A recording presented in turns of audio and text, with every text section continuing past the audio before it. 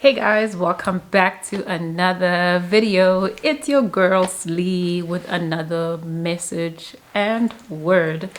So this past week something came into my heart to share with you, and the words that came in my spirit was, this really breaks my heart. Okay, this really breaks my heart. And this stemmed from just observation and witnessing some real painful aspects of many men in our society that struggle with lust, right? Some of them, they are very bold in how they go about navigating this need of always needing to fill their bodies with sex, right? And they go as far as crippling their own careers, right? Careers, businesses, relationships, and so forth. And what I've noticed is with some of them are mostly people who have families, those that are married. And the Lord reminded me of King Solomon. Okay, King Solomon, we meet him in First Kings. He was the son of King David and Bathsheba. We learn of his wisdom. He was born from royalty. You know, a lot was expected of him as a young man and as a young boy into a young man, and obviously as a fully fledged king. He started out very, very well. You know, we see that he asks for wisdom and the Lord grants him wisdom.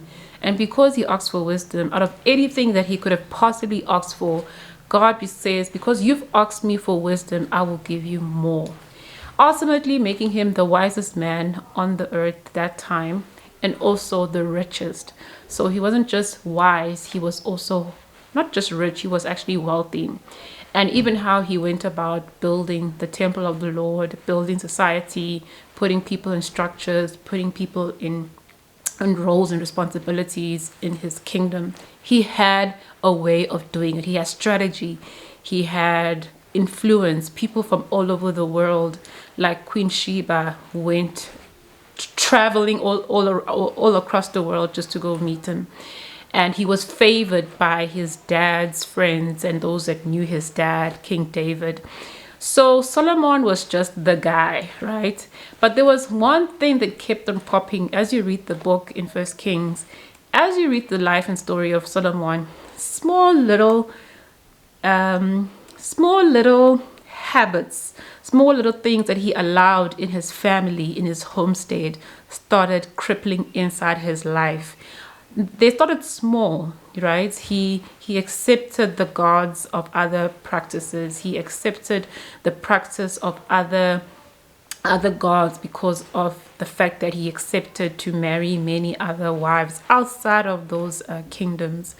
So Solomon really started out well, if we're being honest. And we read of his wisdom in the book of Proverbs, in the book of Ecclesiastes. So there's a lot of things that we navigate why we love to talk about Solomon, right? But I remember when I was studying the book of the story and the life of King Solomon, there was something that just really disturbed me, how he allowed certain things in his life to go unchecked, and how he ignored sometimes counsel that came from his dad's people, and he only listened to his friends, his fans, those that can agree with him.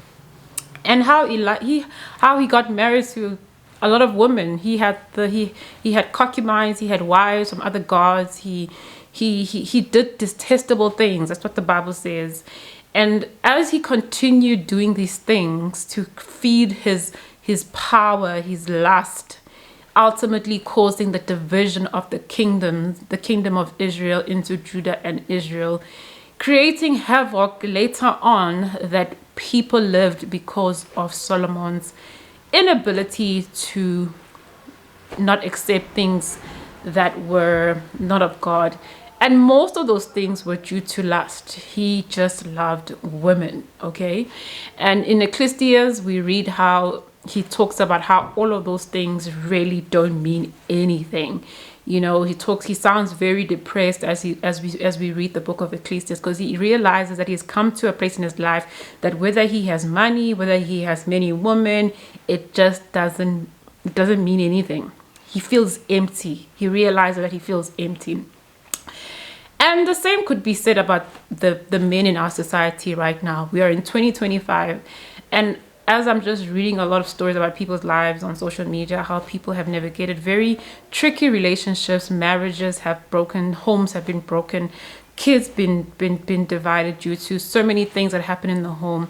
And it all, not all of it, but most of it, if we're being honest, started with a man who wasn't able to control his lust. So obviously there's a lot of women who allow these men in their lives, and knowing well that they are in these they are in relationships, they are prominent, they have a setting already that provides structure for them, but because of entertaining the way they come to them, and just all the things that come with courting someone, trying to get somebody's attention, they entertain all those things. And the reason why it breaks my heart is because men are God's first creation. He created man as in gender, and he made man dominion over the earth, obviously with Eve in the picture when she comes.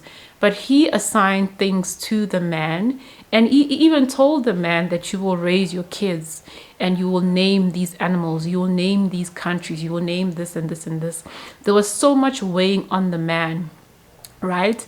And that's why when Eve ate from the tree, when Eve ate from the tree due to Satan's influence, Satan didn't go to Adam, he went to the woman, because he knows the headship that comes from the power of a man who knows his place in his identity as a man of God, a man who knows his identity as a child of God, as a husband, as a headship. There's so much responsibility, not just physical but spiritual headship covenant that comes with men knowing their place in society.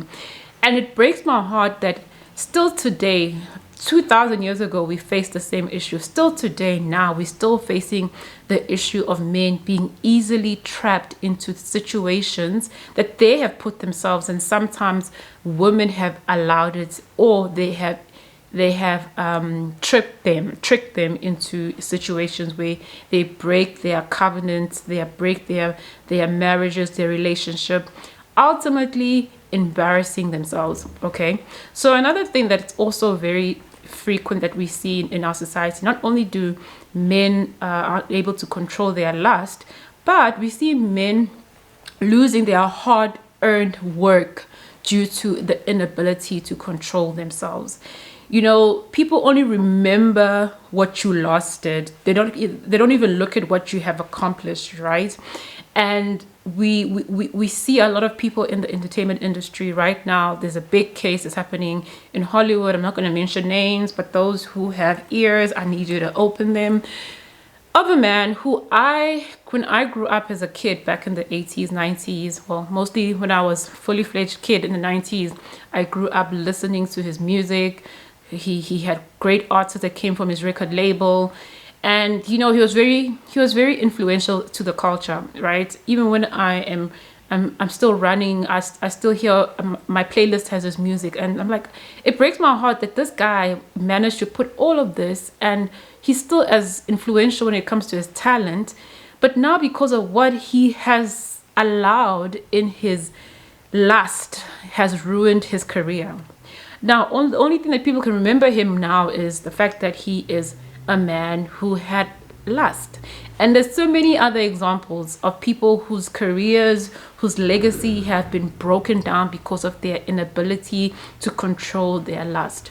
So my prayer and my ask to all men, and this is not easy, I know, I pray that you come under the headship of the Lord Jesus Christ. I pray that you work your way through brotherhood, through somebody who can counsel you, somebody that you can vouch things with when you're struggling. So you take this demon, spirited demon that has come from the enemy himself, and break every yoke that seems to try and weigh you. Because right now, my pastor was saying in the sermon today, he was saying that, see, sin looks pleasing, but its end results end up with displease. Sin is exciting, guys. Sin makes you wanna, ooh, I'm so happy. I'm somebody's feeding into my pride, what I like. Oh my gosh, look at me, look at me. But its end results are disastrous, right? Because at the end of the day, the only way for the enemy to get you is to entice you. But once he's done with you, he is done with you. So it's a warning, it's a prayer that, please, to all the men, young men, older men, you can get through this. You know, you can come out of this stronger. You are not defined by this urge to always feed into your lust. Think about your family, think about your children, think about the legacy that you are putting. And another thing that I mentioned, I was talking to someone this week. I was saying, we were just talking, and I said, you know what's done in the dark will eventually come into the light. A lot of us think we are smart, we're smarter than God. But listen, God has a way of putting things together, things that you thought were behind the scenes, and putting them out in the surface for everyone to see, right?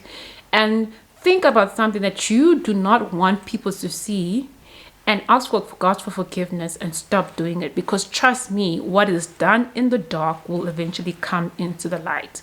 Your cleverness, your so-called street smart will not get you out of this, right? So please, men, stop feeding into your lust and breaking your own families and your own covenants, and ultimately your legacy and your future, your careers and your businesses, whatever. So I hope this message wasn't too harsh, but I hope it made sense. And I hope you take a page in the life of Solomon. Solomon had everything. He was the richest man, talented, got the money. And because of the things that he slowly allowed in his life, all the things just fell down. And as you read towards the first book of First Kings of his life, you just see, because of what he did, and what started because of what he did, it was like, come on, legacy, all crumbled down because he couldn't remain faithful. He allowed things that God never entrusted him or even imagined he would allow in his life. So have an awesome day, guys. Bye.